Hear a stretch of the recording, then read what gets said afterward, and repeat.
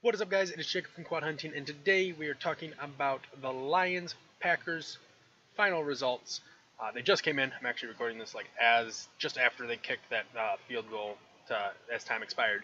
So the Lions won 30-17. It was not as close as I had predicted. I had predicted a 21-17, 24-21 kind of game, where it was going to be a one score. It was not, and it wasn't even as close as the final score indicated. The Lions were able to maintain control pretty regularly throughout this game. They were pretty dominant in terms of that. One of the big things I saw, it doesn't have it here yet, I don't think, because it's not. They just now finally ended the game, so I got to refresh the page. That way I can go to get their. No, they still don't have team stats. Anyways, we're just going to talk about. We'll talk about the individual stats first, then, as the rest of this is loading. Matthew Stafford played lights out. He played phenomenal. 26 for 33, 361 yards, and 2 touchdowns to no interceptions. He played pretty solid throughout the whole game, especially on third down. He was pretty great on third down. The third down numbers for they showed during one part of the game. At one point, he was like 8 for 8 with 90 some yards and a touchdown. I can't remember exactly. I was watching this as I was trying to produce a TV show. I was sitting in the control room of our production studio, and I had the game running on a small little, like 15-inch TV as we were going, and I kept looking over every once in a while to see what was going on with the game. Just got home as the game was ending, so I got to at least watch that. Like I said, Stafford played pretty brilliantly throughout the whole game. Wish I could say the same about our running backs. They just kept pounding the ball, and it never really opened up for them. Abdullah finished 21 carries, 48 yards, and a touchdown, along with 2 fumbles, one that he lost. I would like to see Abdullah get more. I know the offensive line, I blamed a lot of that, the lack of success there on the offensive line. And they really didn't help him too much in this game.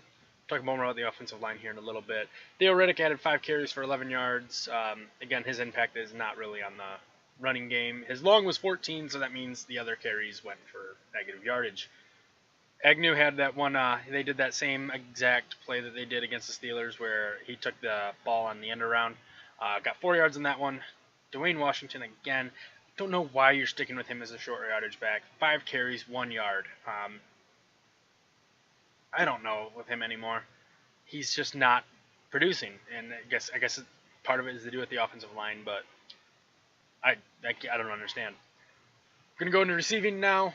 Lions, for the second straight week, had 2 wide receivers finish with over 100 yards. This week it was Golden Tate, 7 catches, 113 yards, and Marvin Jones again, second straight week that he had 100 receiving yards, 7 catches for 107 yards and 2 touchdowns. He had both Stafford's touchdowns, and Stafford looked for him again on that final drive to get his 3rd touchdown. Wasn't able to reel it in, but great game for Marvin Jones. And then to add to the receiving yardage, you had Theo Riddick, 4 catches for 62 yards. On that, it was that last. I don't know if it was the last drive. I think it was. It was the final drive that iced it. I want to make sure I get this right.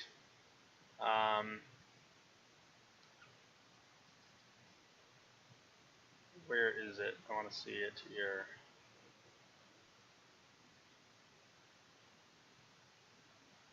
It was not there, so it was. What was it? It was in the 4th quarter. It was pretty much almost like icing the game for Theo. Was it on this last drive? Yeah, it was. Yeah, it was in the 4th quarter, 2nd down and 10 with 9:49 left to go. It was pretty much what iced the game. Stafford threw to Riddick on a screen after he realized the blitz was coming for 63 yards, and then they were able to score 2 plays later, an 11-yard pass to Marvin Jones for Jones' 2nd touchdown of the game. Overall, pretty good game by Riddick, even if his other 3 catches didn't go for much. In fact, they went negative yardage there again. He provided the big play, and they kept going to him, and it was nice to see them keep going to him and trying to get him back involved in this offense. Ebron had a decent game here, 3 catches, 35 yards. If Ebron does good, I'm going to give him props. If he does bad, though, I am going to jump on him. But right here, he did pretty well. Give him props. T.J. Jones added 2 catches for 29 yards. Darren Fells had a catch for a first down after a play that I think it was a Marvin Jones toe tap, and people weren't sure if he got it down, so they quickly went to Fells, and he was able to catch it, get another first down. Mir Abdullah had a catch for 9 yards, and then on the last drive in the end zone, Brian Mahalik got a catch for -4 yards. Speaking of Brian Mahalik, I want to talk about how he's been playing at left tackle in replacement of Greg Robinson. He's been playing pretty well, surprisingly, as the 4th guy that you would put in there, because we had Taylor Decker, Greg Robinson, and then you had the mixture of Joe Dahl. Corey Robinson is also in there, and they're both out injured. They were on IR. Corey got brought off IR. And then you had Mahalik come in, and he's held his own pretty successfully, kept Stafford clean the last 2 games, which is a big shock, especially that you're the 4th string guy. Great props to Brian Mahalik. Like I mentioned, the 2 fumbles for Abdullah, and then Ricky Wagner had the 1 recovery as Abdullah lost the other one. Prater was 3 for 4, missing a 55-yarder if it hit off the crossbar. So especially getting that close at Lambeau, that's pretty impressive. But again, adding 3 more field goals to his season total. The Lions didn't punt once. That shows how dominant this offense was. Agnew had a kickoff return for 12 yards and 2 punt returns that averaged 4 yards. And then let's move on to defense here real quick. Jared Davis, 8 total tackles. Pretty much he's a tackling machine, and he's a secure tackler. You're not gonna, once he gets you wrapped up, you're not gonna really break away. He's not an arm tackler. He is a secure tackler. Glover Quinn, he had a beautiful on a 4th. I think it was a 4th and 2 or 4th and 3. Randall Cobb was coming off of it looked like almost like a screen, and Quinn blew it up, tackled him for a loss, and gave the Lions the ball in the 2nd or 3rd quarter. Tahir Whitehead, again, playing well. Got 5 tackles. With Davis manning the middle, Whitehead's been playing a lot better. He added a sack. Anthony Zettel, again, added another sack. Defensive line was getting pretty consistent pressure, I noticed. They sent Hundley running for the hills a couple times. He was able to squirm away a couple times, but they did get 3 sacks. This was the first time they had gotten any sacks in 2 games. So, Tavon Wilson got a sack. A'Shawn Robinson tipped a field goal, which caused Packers to not get any points the first drive of the game. A lot of people were like, "Oh, it was a Packers snapper," but no, you saw A'Shawn Robinson come in and get a finger on it, which forced the bad field goal. Ansah, while he only had two tackles, he did look like he was getting pressure. He had Hundley in his grasp a couple times, just couldn't finish. He needs to continue to try to finish. Looked like he's getting better. And then Miles Killebrew only had 1 tackle, but I noticed him in the vicinity of tackles a lot this game, so that's good for him. But overall, defensive line had decent pressure throughout the day, and they were able to run stop pretty well. Going on to the linebackers, both linebackers had a great game, being good tackles, and then Whitehead added the sack. And then the secondary. Glover Quinn, MVP of this team so far this season. Diggs is being a secure tackler, making big plays, not so much in interceptions, but tackle for losses. He's pretty showing his run-stopping ability. And then Darius Slay was locking down Nelson. Those were questionable no calls. I think you could have easily called a pass interference, and it would have been like, yep, I can understand why. So, moving to the Packers side, again, I would love to beat the Packers with Aaron Rodgers starting, but we needed this win as much as we possibly could have needed it. Brent Hundley had a respectable game, 26 completions for 38 attempts and 45 yards. Yeah, most of that was on that last drive. He had, if we go to not scoring, I want the drives. Oh, I guess it was a scoring drive. He had a 13-yard, 21-yard, 18-yard, 11-yard. What that all equals up to 11, 18, so 29, 50, 63. So he had, you gotta do math, I hate math.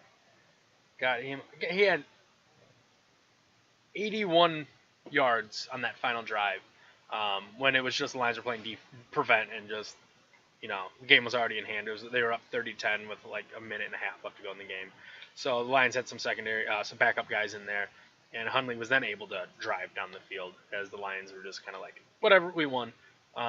81 yards of that game on that last drive, so he would have finished with 160 yards passing. So nice stat line there for the Lions to stop him when you play mediocre. I hate calling him mediocre because we haven't seen what he can do over a full season. But when you play backups, that's what you need to do, and they did that well. They contained him pretty well.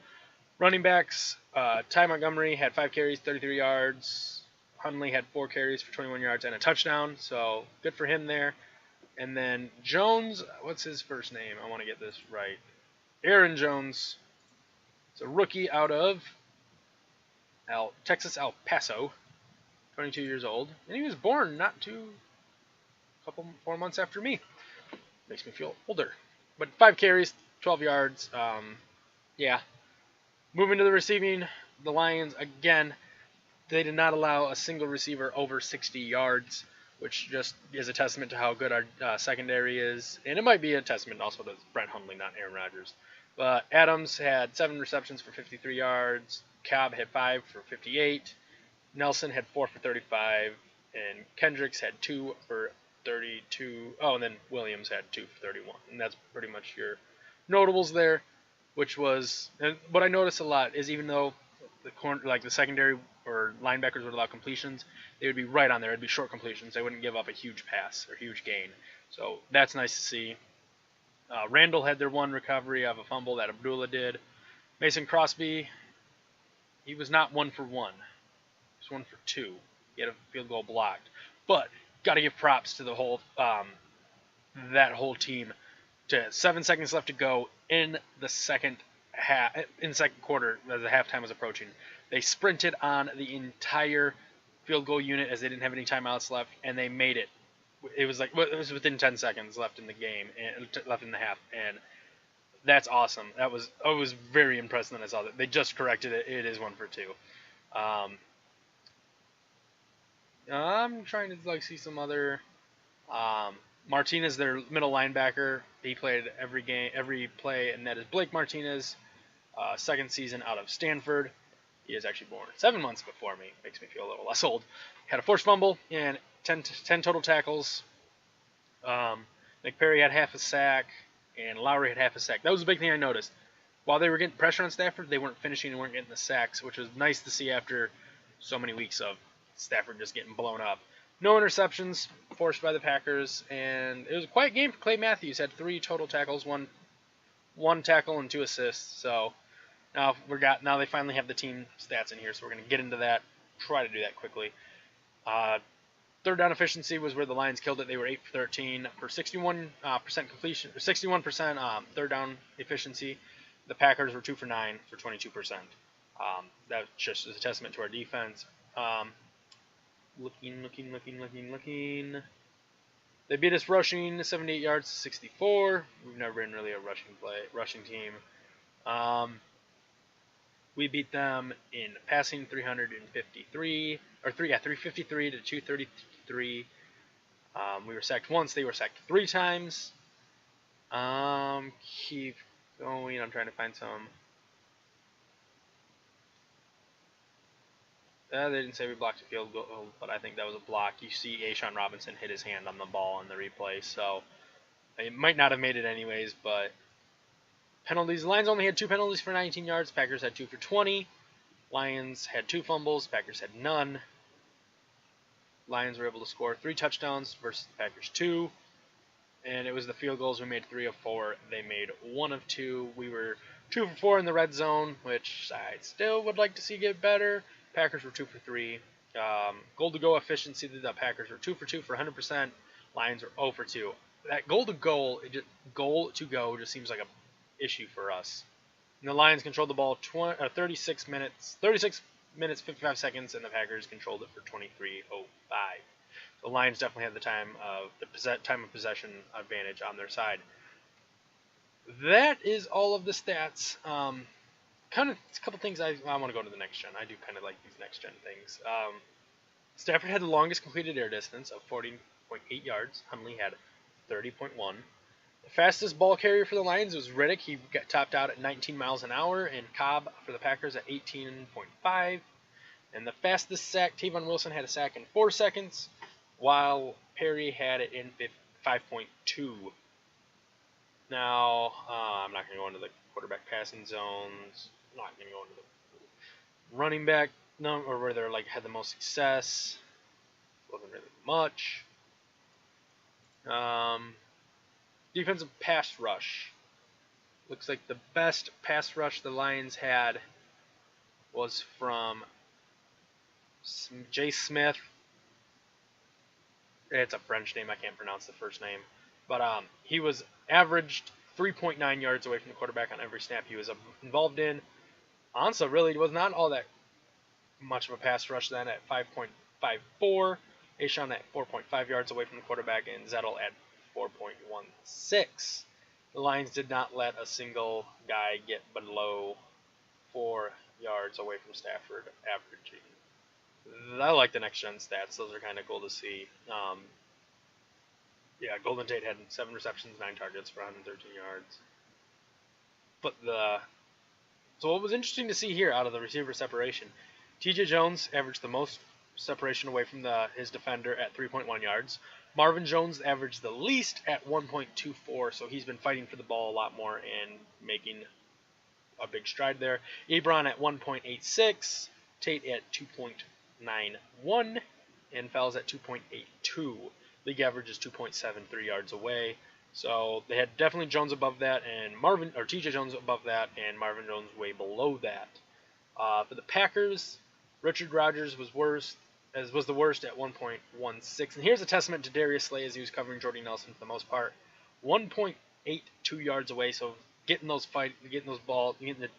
fight ball. He had to fight for every catch.